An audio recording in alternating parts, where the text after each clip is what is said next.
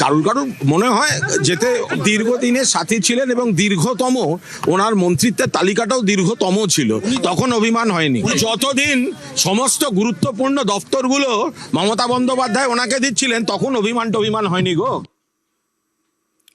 মমতা বন্দ্যোপাধ্যায়ের good girl, সেই good girl Chandrima, তিনি এবার তৃণমূলের সব পদ থেকে ইস্তফা দিলেন। আমাদের সঙ্গে সোমরাজ রয়েছেন প্রতিনিধি। সোমরাজ, চন্দ্রিমা ভট্টাচার্য কতটা কাছের ছিলেন মমতা বন্দ্যোপাধ্যায়?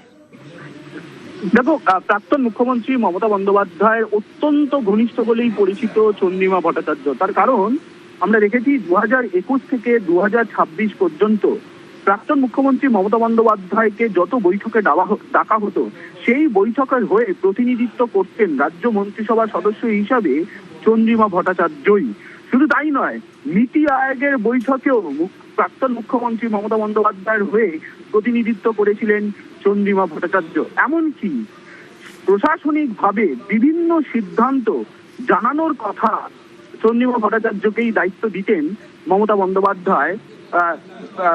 এবং শুধু তাই নয়, বিভিন্ন রাজনৈতিক ভাবেও একাধিক কর্মসূচির দায়িত্ব চন্দ্রিমা ভট্টাচার্যকেই দায়িত্ব দিতেন প্রাক্তন মুখ্যমন্ত্রী মমতা বন্দ্যোপাধ্যায়। প্রশাসনিক ভাবে মমতা বন্দ্যোপাধ্যায়ের অত্যন্ত কাছের বলে পরিচিত চন্দ্রিমা ভট্টাচার্য।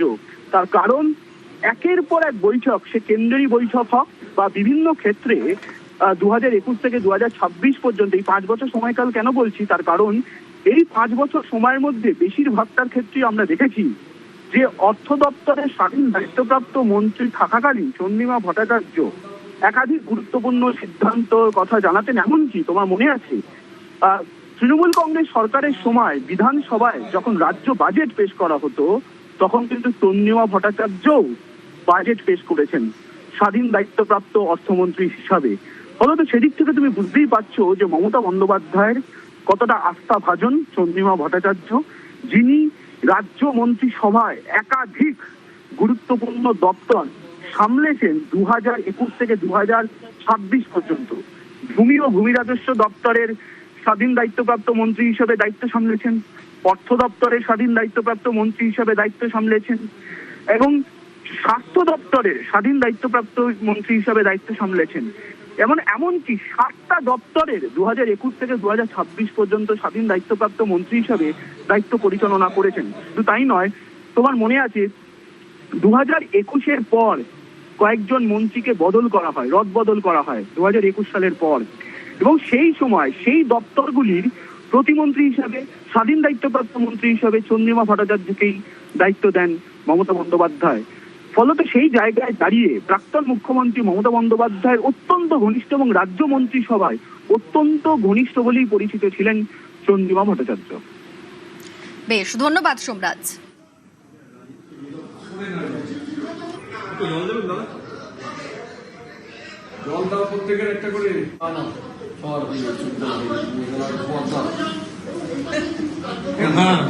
চন্দ্রিমা ভট্টাচার্যের হয়তো ইচ্ছা হয়েছে এখন তিনি তৃণমূল কংগ্রেস ব্র্যাকেটে চটি চাটাদের নেত্রী হয়ে থাকবেন না, তিনি এখন তৃণমূল কংগ্রেস ব্র্যাকেটে বালিশ চাটাদের দলে নাম লেখাবেন। তো সেটা তার অ্যাবসলিউটলি তার প্রেরোগেটিভ। তো এখন চন্দ্রিমা ভট্টাচার্যের যেই দিকে যেতে ইচ্ছা হচ্ছে তিনি যান, কোনো অসুবিধা নেই। তো চন্দ্রিমা ভট্টাচার্য আস্থাভাজন, চন্দ্রিমা জীবনে অনেকের আস্থাভাজন থেকেছে। ডক্টর দেবী পাল থেকে শুরু করে সোমেন মিত্র থেকে শুরু করে পরপর অনেকের আস্থাভাজন হওয়ার পরে তারপরে এরা একজন আস্থাভাজনের উপর নির্ভরশীল নয়। তো জল যেদিকে পড়বে এরা ছাতা নিয়ে ছুটেছে সেই দিকে। মুশকিলটা হচ্ছে এদেরকে ভারতীয় জনতা পার্টি নেবে না, তাই তারা এইসবগুলো করে বেড়াচ্ছে। ভারতীয় জনতা পার্টি দরজা খুলে দিত, কোনো চাটা তৃণমূলই পেতেন না। দেখতেন পিসি ভাইপো হয়তো ভারতীয় জনতা পার্টিতে যোগদান করার জন্য অ্যাপ্লিকেশন করে বসতেন। কিন্তু যাই হোক, দের আয় দুরুস্ত আয়, বেটার লেট দ্যান নেভার। যেটা করেছেন ভালো কাজ করেছেন, কিন্তু মজা লাগছে বিষয়টা দেখতে। বিশ্বাস করুন, মমতা বন্দ্যোপাধ্যায় বারংবার যখন ক্ষমতায় ছিলেন বলতেন যে তার দলে এমন সব নেতৃত্বের লাইন আপ তৈরি আছে যে পৃথিবী শেষ হয়ে যাবে কিন্তু তার দলের নেতৃত্ব শেষ হবে না। আগামী দিন এটা একটা জ্বলন্ত উদাহরণ পলিটিক্যাল হিস্ট্রিতে। আমার মনে হয় বিষয়টা পড়ানো উচিত যে একটা রাজনৈতিক দল যদি দিকভ্রষ্ট হয়ে যায়, যদি তাদের শুধুমাত্র একটাই লক্ষ্য থাকে যে শুধু রোজগার করতে হবে, তাহলে সেই রাজনৈতিক দলটার কি অবস্থা হতে পারে। তৃণমূল কংগ্রেস ইতিহাসের পাতায় একটা জ্বলন্ত উদাহরণ হয়ে থাকবে। তৃণমূলের সব পদ থেকে ইস্তফা দিলেন চন্দ্রিমা ভট্টাচার্য। আমাদের সঙ্গে আবির রয়েছেন প্রতিনিধি। আবির, আমরা দেখলাম যে দলের ভরাডুবির পর থেকে মমতা বন্দ্যোপাধ্যায় যতবার সংগঠন সাজানোর চেষ্টা করছেন, নিজের কাছের লোকেদের দায়িত্ব দিচ্ছেন, তারাই মমতার হাত ছেড়ে দিচ্ছেন। এর আগে আমরা দেখেছি জ্যোতিপ্রিয় মল্লিককে দেখেছি, গৌতম দেবকে দেখেছি নরেন্দ্রনাথ চক্রবর্তীকে। এবার সেই তালিকাতে চন্দ্রিমা ভট্টাচার্য।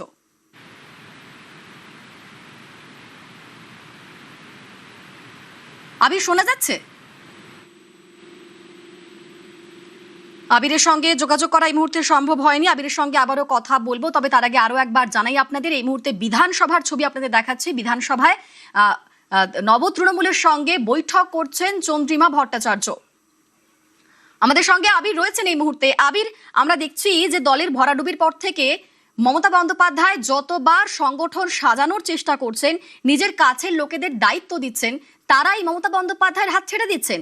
এর আগে জ্যোতিপ্রিয় মল্লিককে আমরা দেখেছি গৌতম দেবকে, এবার চন্দ্রিমাও।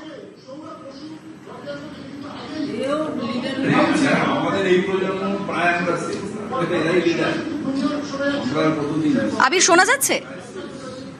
হ্যালো আবির, শোনা যাচ্ছে? হ্যালো হ্যালো আবিরের সঙ্গে যোগাযোগ করার চেষ্টা করছি আমরা। যে খবরে নজর রেখেছি, তৃণমূলের সব পদ থেকে ইস্তফা দিলেন চন্দ্রিমা ভট্টাচার্য। ভোটে হারের পর রাজ্য সভাপতি হয়েও পদত্যাগ। টিএমসিতে ভাঙনের মধ্যেই ব্যাংক অ্যাকাউন্টে সইয়ের অধিকার ত্যাগ। তৃণমূলের নির্বাচন কমিশনের প্রতিনিধির পদ থেকেও ইস্তফা। এবং এই মুহূর্তে ছবি দেখছেন আপনারা, ইস্তফা দেওয়ার পরই তিনি পৌঁছে গেলেন বিধানসভায়। এবং তারপরের ছবিটা দেখুন, নব তৃণমূলের সঙ্গে বৈঠকে বসেছেন চন্দ্রিমা ভট্টাচার্য। নব তৃণমূলে তিনি যাবেন তার ইঙ্গিত হয়তো পাওয়া গিয়েছিল একটু আগেই। তিনি তার প্রথম প্রতিক্রিয়া তিনি বললেন যে কালের নিয়মে পা মেলাতে হয়, এবং তারপরে দেখা গেল বিধানসভায় পৌঁছে গেলেন তিনি, এবং নব তৃণমূলের সঙ্গে এই মুহূর্তে বৈঠক করছেন চন্দ্রিমা ভট্টাচার্য। অর্থাৎ যে নিয়ে জল্পনা ছিল যে এবার ইস্তফা দেওয়ার পর এবার কি তাহলে নব তৃণমূলেই নাম লেখাবেন চন্দ্রিমাও, কারণ তার ছেলে কয়েকদিন আগেই নব তৃণমূলে নাম লিখিয়েছেন। তাহলে কি এবার ঋতব্রত ব্রিগেডে তিনিও যাবেন? কার্যত সেই জল্পনাই সত্যি। নব তৃণমূলের সঙ্গে বৈঠকে বসেছেন চন্দ্রিমা ভট্টাচার্য। বিধানসভার ছবি আপনাদের দেখাচ্ছি।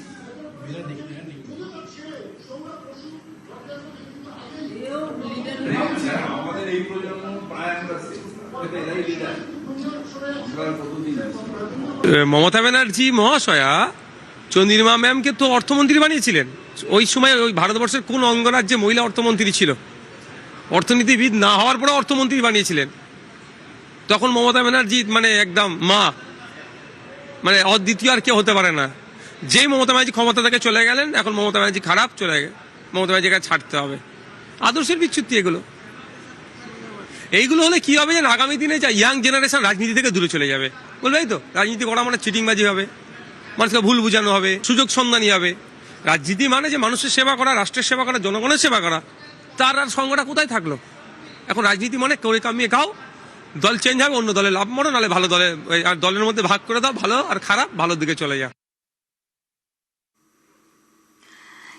কিছুক্ষণ আগে যে খবর আমরা দেখাচ্ছিলাম আপনাদের, যে চন্দ্রিমা তিনি মমতা বন্দ্যোপাধ্যায়কে চিঠি দিয়ে জানিয়েছেন গত ৩রা জুন যে পদে তাকে বসানো হয়েছিল তা থেকে তিনি সরে দাঁড়াচ্ছেন। তৃণমূল এবং তার বিভিন্ন শাখা সংগঠনের বিভিন্ন যে ব্যাংকে যে অ্যাকাউন্ট রয়েছে তার সিগনেটারির দায়িত্ব থেকেও অব্যাহতি চেয়েছেন চন্দ্রিমা। অর্থাৎ ব্যাংক অ্যাকাউন্টের লেনদেনে তিনি আর সই করবেন না, এবং তারই পাশাপাশি তৃণমূলের নির্বাচন কমিশনের প্রতিনিধির পদ থেকে ইস্তফা দিয়েছেন তিনি।